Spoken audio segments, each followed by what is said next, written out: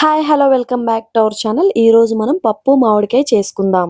అలాగే దానికి కాంబినేషన్ లో ఆవకాయ గుమ్మడి వడియాలు. ఈ కాంబినేషన్ ఎంతమందికి ఇష్టమో ఖచ్చితంగా కమెంట్ బాక్స్ లో కమెంట్ చేయండి. ఫస్ట్ అయితే కందిపప్పుని వాష్ చేసుకుని దానిలో వాటర్ వేసుకుని పసుపు ఆయిల్ అలాగే టమాటో పచ్చిమిర్చి వేసుకుని 4 విజిల్స్ రానివ్వండి. తర్వాత మామిడికాయ తీసుకుని వాటర్ వేసుకుని పక్కన కుక్ చేసుకోండి. తర్వాత పప్పు కూడా మంచిగా కుక్ అయింది. ఇప్పుడు కుక్ చేసుకున్న మామిడికాయల్ని అందులో యాడ్ చేసుకుని కొంచెం వాటర్‌ని యాడ్ చేసుకుని కుక్ చేసుకోండి. దానిలోనే కారం అలాగే రుచికి సరిపోయేంత ఉప్పును కూడా యాడ్ చేసుకోండి. తర్వాత పోపు కోసం ఆయిల్ వేసుకుని అలాగే ఎండుమిర్చి, కరివేపాకు, వెల్లుల్లిగడ్డలు అలాగే శనగపప్పు, కొంచెం జీరా, ఆవాలు యాడ్ చేసుకుని అలాగే కొంచెం ఇంగువను కూడా యాడ్ చేసుకుని పోపు వేసుకోండి.